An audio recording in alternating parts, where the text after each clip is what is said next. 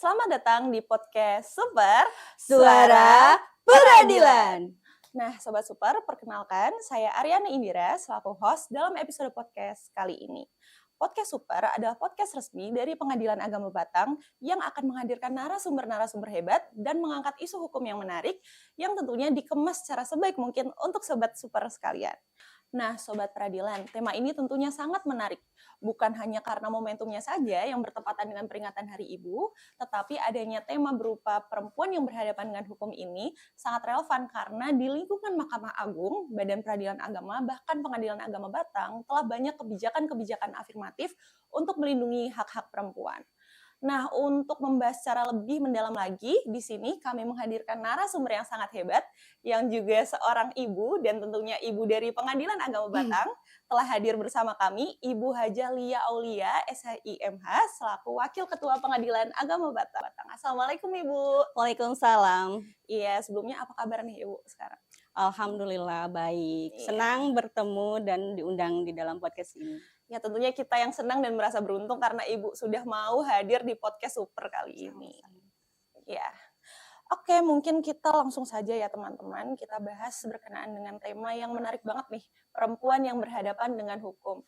Nah, Ibu mungkin di sini untuk mengawali pembicaraan kita, mungkin Ibu boleh nggak Bu dijelaskan kira-kira bagaimana sih kebijakan di lingkungan Mahkamah Agung dan juga mungkin Badan Peradilan Agama, atau mungkin secara lebih spesifik di Pengadilan Agama Batang berkenaan dengan perempuan yang berhadapan dengan hukum. Kira-kira bagaimana sih hak-hak perempuan utamanya pasca perceraian?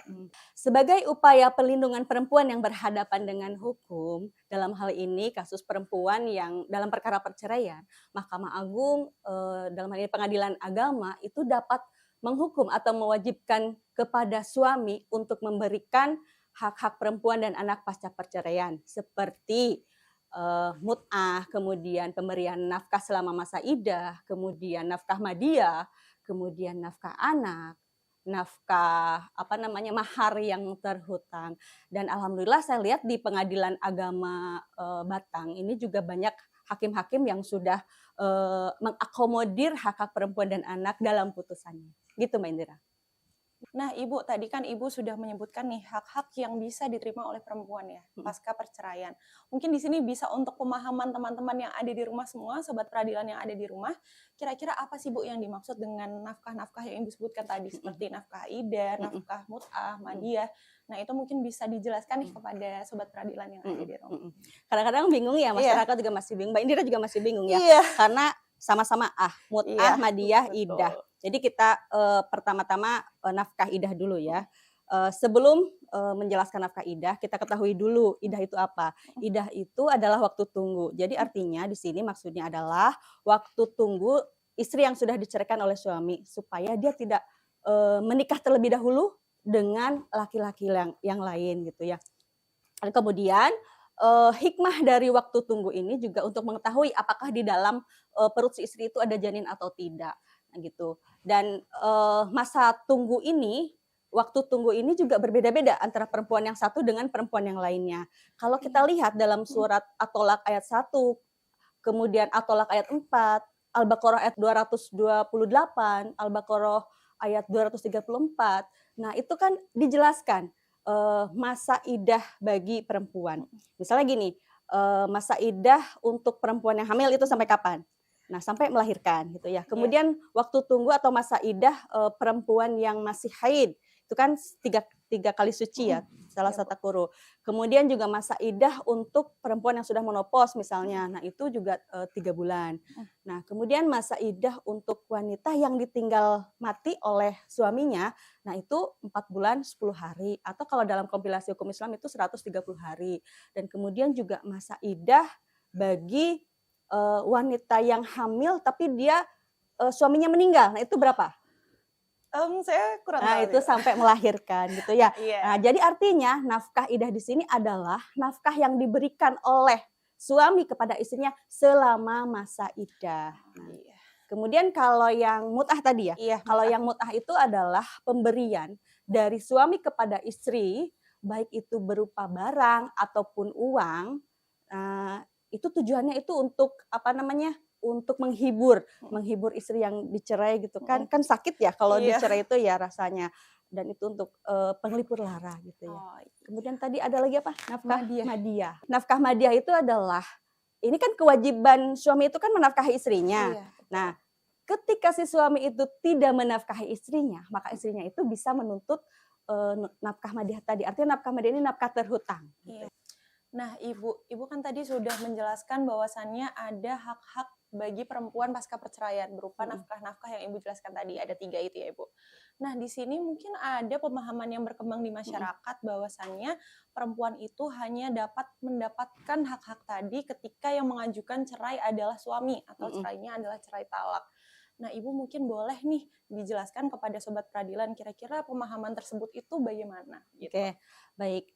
Memang betul ya, di dalam pasal 149 kompilasi hukum Islam, mut'ah iddah itu diwajibkan hanya untuk perkara cerai talak.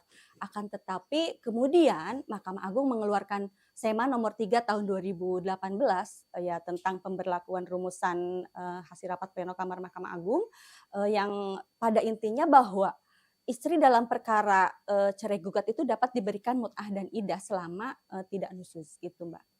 Oke, jadi di sini intinya adalah selama dapat dibuktikan bahwa perempuan tersebut tidak nusyuz, itu boleh atau bisa diberikan ya Ibu Ya, ya? bisa. Jadi dalam perkara, bukan hanya dalam perkara cerai talak, akan tetapi dalam perkara cerai gugat pun bisa. Oke, jadi cerai gugat pun bisa.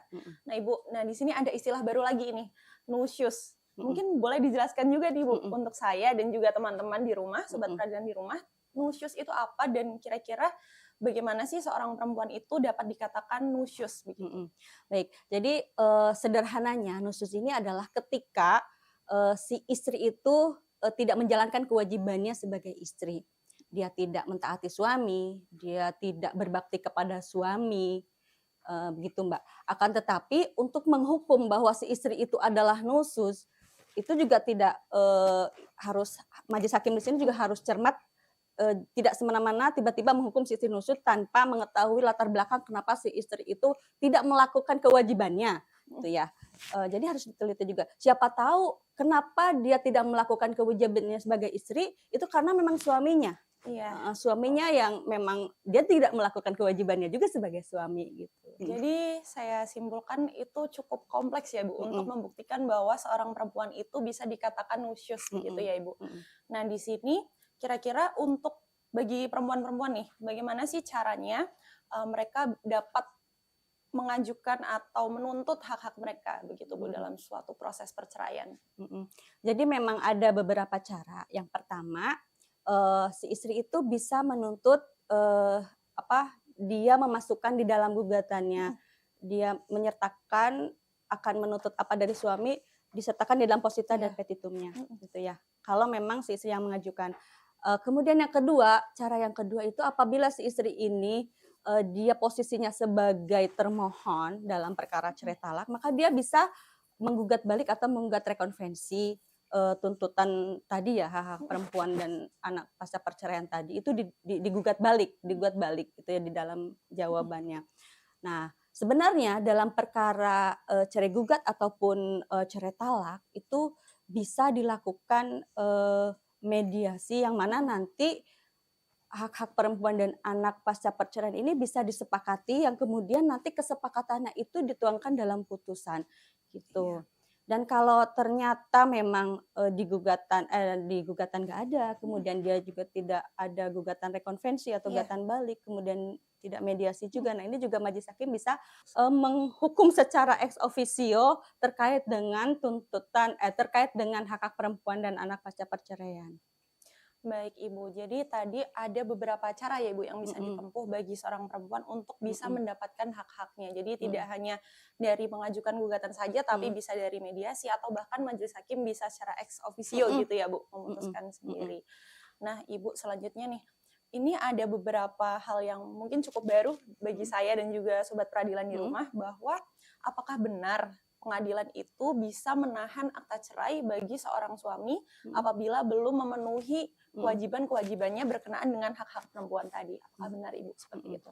Ya, kalau dulu sebelum keluarnya SEMA nomor 2 tahun 2019 ya. Jadi di dalam pasal 84 ayat 4 Undang-Undang nomor 7 tahun 89 itu panitra itu tidak boleh menahan akta cerai setelah putusan berkekuatan hukum tetap selambat-lambatnya 7 hari. Iya. Nah, itu ya. Akan tetapi kemudian banyak masalah ya, banyak problem yang akhirnya dikeluarkanlah Seman nomor 2 tahun 2019. Ini juga untuk mempermudah eksekusi ya, mengefektifkan proses eksekusi dan memastikan bahwa pihak suami juga menunaikan kewajibannya. Maka pengadilan itu berhak untuk menahan akta cerai. Oke, berarti ini hal yang cukup baru ya Bu tadi, sejak 2019. 2019 ya, bahwa pengadilan memang bisa menahan akta cerai begitu, apabila suami belum menunaikan kewajiban-kewajibannya tadi. Nah ini masih mirip-mirip Ibu dengan pembahasan tadi berkenaan dengan pemahaman di masyarakat gitu, dan juga fenomena-fenomena yang terjadi di tengah masyarakat. Nah belakangan ini kan ada juga fenomena bahwasanya ketika sudah diputus, kemudian hak asuhnya jatuh di pihak ibu, tetapi mungkin ada beberapa pihak, ada beberapa ayah yang lalai dalam menunaikan kewajibannya untuk memenuhi nafkah-nafkahnya. Nah, kira-kira apa saja yang bisa ditempuh oleh seorang ibu untuk mempertahankan atau melindungi hak-hak anaknya itu, Ibu? Memang dalam pasal 105A kompilasi hukum Islam, anak itu kalau memang diperselisihkan hak ibunya ya, kepada ibunya, hak asuhnya gitu ya. Tapi di pasal 105 huruf B-nya itu memang kalau anak itu sudah mumayyiz, itu bisa memilih mau tinggal dengan ibunya atau ayahnya. Dan kemudian pasal selanjutnya itu bahwa nafkah untuk anak itu memang itu adalah kewajiban dari ayahnya gitu ya, pada intinya seperti itu. Oleh karena itu kalau memang ayahnya itu lalai tidak memberikan nafkah, maka dia bisa menggugat nafkah. Akan tetapi kalaupun tidak dan ternyata anak itu nyata-nyata ada dalam penguasaan atau tinggal bersama ibunya, maka hakim itu bisa melakukan ex officio dan dapat menetapkan nafkah anak kepada ayahnya gitu. Apabila memang tadi syaratnya secara nyata anak tersebut dalam asuhan ibunya gitu. Nah, Ibu, jadi tadi menarik ya Ibu, ketika sudah ditetapkan ini Bu, bahwa sekian besaran nafkahnya. Tetapi realitanya di lapangan setelah sudah ada penetapan itu, bagaimana Ibu ketika seorang ayah tidak memenuhi kewajibannya itu? Kira-kira upaya apa sih yang bisa ditempuh begitu Bu? Kalau kita lihat di Sema nomor 5 tahun 2021 untuk memenuhi asas kepentingan terbaik bagi anak, jadi terhadap pembebanan nafkah anak itu istri dapat mengajukan permohonan sita terhadap hak milik suami. Dan ini dilakukan sebagai jaminan pemenuhan nafkah anak, dan objek jaminan tersebut harus diuraikan secara rinci dalam posita dan petitum gugatan itu ya. Jadi baik dalam konvensi maupun dalam rekonvensi gitu. Ataupun dalam gugatan tersendiri bisa. Iya. Baik, jadi dari semua yang Ibu sampaikan tadi, saya mungkin bisa menarik sedikit kesimpulan bahwasanya memang kebijakan-kebijakan yang di Mahkamah Agung dan Badan Peradilan Agama dan juga yang sudah diterapkan di Pengadilan Agama Batam ini sudah cukup memberikan perlindungan bagi perempuan dan anak pasca perceraian ya Ibu. Ya. Nah, tapi mungkin di sini ada juga ini pemahaman-pemahaman di tengah masyarakat bahwasanya adanya kebijakan-kebijakan ini itu terkesan terlalu melindungi perempuan. Nah, mungkin Ibu bisa berikan pandangan Ibu untuk kita semua. Kira-kira bagaimana? Apakah betul demikian? Gitu. Memang betul Mbak Indira, jangankan masyarakat, di kalangan kita sendiri itu banyak terjadi perdebatan bahwa memang sekarang ini banyak aturan-aturan yang pro kepada perempuan gitu ya. Dan memang berdasarkan beberapa penelitian bahwa kaum perempuan dari perkara perceraian ini memang lebih banyak terdampak gitu, yang paling terdampak dari adanya perceraian ini. Yang hal itu memang kemudian menjadi dasar dibentuknya regulasi baru. Selain itu juga dalam konsep Islam itu kan dikenal dengan adanya mut'ah, nafkah idah, kemudian juga nafkah madiah itu sudah ada dalam Al-Quran seperti itu. Jadi sudah ada sejak dulu. Iya, oke. Jadi memang betul ya Ibu, kebijakan ini pro perempuan tapi memang berangkat dari kebutuhan dan fenomena yang ada di masyarakat begitu ya Ibu. Nah, tapi Ibu mungkin kita juga bisa berdiskusi tentang hal-hal yang masih ramai juga di tengah masyarakat, bahwa beberapa waktu lalu sempat ramai nih Bu di TikTok bahwa ada pihak yang memanfaatkan kesempatan-kesempatan melalui adanya kebijakan-kebijakan pro perempuan ini untuk mengambil keuntungan dari mantan suaminya. Mungkin bagaimana ini Bu kalau dari pandangan Ibu begitu? Sebenarnya tidak juga ya mengambil keuntungan, karena memang dalam persidangan itu majelis hakim harus mendengar kedua belah pihak, dan majelis hakim juga nanti memeriksa bukti-bukti yang diajukan oleh para pihak, sehingga tidak ada tuh pro perempuan. Kalau memang tidak terbukti ya tidak akan itu dikabulkan gitu ya. Tuh. Dan dari proses pembuktian itu juga rasanya akan sulit jika hal ini digunakan untuk mengambil keuntungan salah satu pihak, karena setiap pembebanan yang dijatuhkan oleh majelis hakim itu telah mempertimbangkan kelayakan, kemampuan, dan juga kepatutan dari pihak suami. Baik Ibu. Nah, mungkin bagaimana sih Ibu, ini tadi kan Ibu sudah menjelaskan bahwasannya dapat dipastikan bahwa proses pembuktian itu tuh sudah istilahnya setara bagi kedua belah pihak begitu ya Ibu. Nah, tapi kemudian di sini mungkin ada sedikit kekhawatiran dari beberapa pihak, terutama bagi pihak-pihak yang mungkin tidak memiliki akses untuk memakai kuasa hukum. Nah, kira-kira bagaimana sih Ibu caranya bagi pihak-pihak tersebut untuk dapat mendapatkan hak-haknya meskipun mereka mungkin tidak memiliki akses untuk bisa menggunakan kuasa hukum begitu Ibu? Baik, jadi bagi masyarakat yang ingin mengakses informasi di Pengadilan Agama Batang, itu bisa mengakses lewat media sosial kami. Kita punya Facebook, punya TikTok, punya Instagram, dan juga ada website. Itu bisa diakses ya untuk informasi-informasi. Dan ataupun kalau mau langsung silakan datang ke layanan informasi untuk meminta informasi. Dan kalau memang mau membuat gugatan, perlu bantuan untuk membuat gugatan, maka silakan datang ke Posbakum.